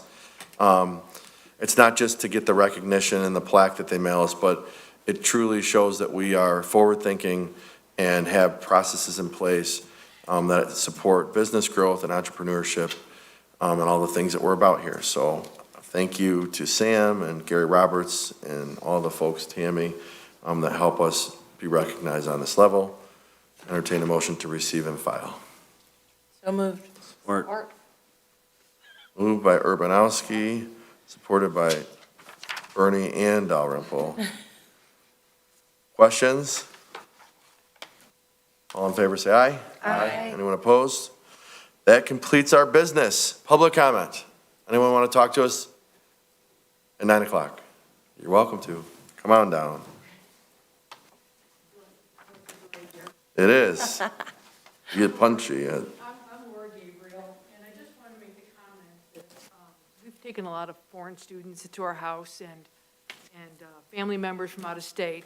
And one of the big comments that I'm really happy about this township is the public pass. With, families walking, riding bikes, roller skating, all that stuff. My sister in South Carolina, you have to walk on the road. There is no public paths. The fact that we have so many and they're so beautiful, they're amazed. So I think that's really a beautiful direction. And everybody needs to get out and exercise anyway. That's all I wanted to say. Thank you. Thank you. Thank you for that comment. It is much appreciated. We are one of the only communities in the state of Michigan that is a pure Michigan trail town. And so we love those recognitions. To me, that's one of the reasons. You're going to hear more about this at the State of the Township, but it's one of the reasons why our property values are progressing on a higher trajectory than our neighboring communities. And I think a lot of it has to do with the safety, thanks LT, and all of the great amenities, including our paths and parks. So thank you for that comment. Any other comments? Seeing none, we'll bring it up here to the board, and I will start with Mr. Bernie tonight. No comments for me. Thank you. Mr. Flood. Saw an interesting article regarding the marijuana industry. That's how we're paying for this new building, not raising taxes. That's going to use that money to pay for this. beautiful facility. We are third in the nation next to California and Colorado. Next to the restaurant industry in Michigan, which employs about 55,000 employees, marijuana is number 2 with almost 30,000 new job starts. So it also provided for jobs. So I just thought that was an interesting study that came out. You know, we're talking a $4 billion investment by General Motors for a couple more thousand jobs, and then we are looking at the other industry, there's tens of thousands of jobs, so it's a good way to look at it. So that's my comment. Thank you, Mike. Donnie? I just wanted to say that trolley going up and down M24 between the two DDAs, Orion and downtown Oxford, is nice and neat, and I appreciate that you're bringing that, being on the DDA committee forward for the town, because I've heard some good things about it, so that's all I have. Thank you. Thank you. Penny? So congratulations to Rita Hetty in my department, who is retiring. We accepted her resignation tonight, but she has agreed to come back and help us during the election process, so you'll still see her around. I'm pretty excited for Rita and some of the plans that she has, and so grateful to have her service, even though it was for a short time. It was good to have her here when we were running the presidential election. That's it. Go ahead. Kim? I think you've got NOCC thing. Yeah, I'm pulling it up right now, yes. You can say it, it's fine. No, go ahead, you say it. So Tanya Hamilton, the Executive Director of North Oakland Community Coalition, is working with has distributed a survey. They're working with a gentleman that they've been working with for years to compile data, but there's a mental health needs assessment survey that is going out. And it doesn't just cover Oxford, it covers Oxford and the surrounding communities, which means us. So it would be greatly appreciated if you took the survey and spread it far and wide. Clearly, you know, since November, there are some seriously urgent mental health needs. I think I myself I'm not surrounded by as many kids as you are, but I'm certainly around enough of them to know that it's an important thing. Mental health is very important. I'm part of the mental health task force for North Oakland Community Coalition. So this is something that's very near and dear to my heart. So take the survey and please let as many people know as possible. I find a really good way to do it is not always social media. When you send it to people that you know through an email, it's a little bit more personal and they tend to take it a little more seriously. So please share far and wide. You can find it at noccmi.org on the homepage. Thank you, Kim. Julia? Just a quick share on, we are still feeding people all the time, so if you are in need, Forgotten Harvest is out on Mondays across the street at Woodside, or if you can't make it there, then message me and we will get you fed. That is it. All right, couple things from me. 2 years yet? Oh, yeah. If I can put okay. We had today I got to attend the State of the Community in Oxford, and it was great to be there and hear all the great things going on in Oxford. And it's great to have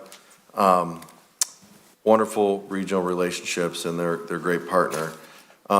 We had some really exciting news in this past week because Oakland County announced their 40 under 40, and County Executive Dave Coulter, I was on a Zoom with him right before this meeting and kind of chatting with him about what he's going to talk about next Tuesday for the State of the County address. He's going to highlight some of the brightest and best. 5 of the 40 are directly connected to Orient or live here, so we want to say congrats to them. Brittany Ellis is our favorite attorney. Safe firm. We had Dr. DeHaan, who's our orthodontist right across from Friendship Park, who's recognized as one of the 40 under 40. Vernon Burden, who's an assistant principal at Lake Orion High School. Melissa Ford, who is our manager of the Paint Creek Trail. And last but certainly not least, our Lieutenant Kyle Hagan from the Orion Township Fire Department. So The 5 of them, plus 35 other almost as cool people, will be recognized next Tuesday at the State of the County Address, which you can stream if you can't get a ticket to get in at the M1 Concourse. So congrats to our 40 under 40. What's 5 of 40? 12%-ish? It's pretty good. Out of 62 communities, we have like 12%. So I'm not saying anything, but it's some exceptionalism right there. I wanted to mention 2 other upcoming events that you should put on your calendar. The Orion Veterans Memorial. Yeah, geez, it says it right there. Can we adjourn? Memorial Day is coming, and we're gonna do our 6th annual Memorial Day run.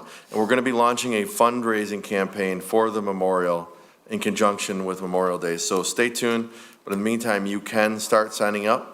It's an awesome way to show your children and your family that Memorial Day is more than about cooking hot dogs. It's a great way to start the day, and you get to go down one of our incredible trails and then enjoy an awesome ceremony as well. So circle the calendar on that, and I think it might be out of order here, but there's one more thing I want to put on your radar, and that is this. There's an informational meeting on March 16th for the paving project of Walden Road from Baldwin to Clintonville. Yes, think about that for a minute. Walden Road toward Clarkston, that worst dirt road, one of the worst dirt roads, will be paved. The funding has been established. The meeting is Wednesday, March 16th, from 4 to 7 p.m. at Sashabaw Middle School in Independence Township. We'll put this on our website as well, or you can find it on the Road Commission's website. If you're interested in going to a meeting, and it's an open house style meeting, so you can go anytime between 4 and 7 p.m., similar to the same meeting we had when we did Baldwin Road, where we had people from the Road Commission. They will be hosting it in Independence Township. The first phase of that project will start this summer with the roundabout at the intersection of Clintonville and Walden Road in Independence Township. And then next year, the paving will go from Independence Township border all the way to our roundabout at Baldwin Road. So you don't need to attend, but if you're interested or you live over there, you know someone that does, let them know, because especially the people that live there will have questions about detours and things, and they answer all those questions. We also have a Facebook page, Orion Township Road Updates, that we'll post a lot of updates on once the project starts. And then just one more note on roads. Roads are terrible, and when we have these freeze thaws that are happening, all of the, literally, every time that happens and it freezes and then it thaws again, or they put a snowplow blade on it, all that cold patch that they put in, they literally pull all of it out. So we know the roads are really bad. Call the Road Commission or email them. The roads are their responsibility. We do know we were able to get the paving of Maybe Road pushed up from next year to this year, the resurfacing. So Maybe Road will be resurfaced this summer.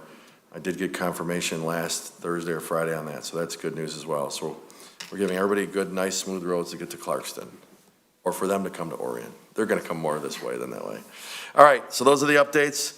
Thank you for your attention and patience. It was a longer meeting for us tonight, but we got a lot accomplished. At this time, I would entertain a motion to adjourn. So moved. Flood and Bernie, all in favor? Aye. Aye. We're adjourned at 9:00.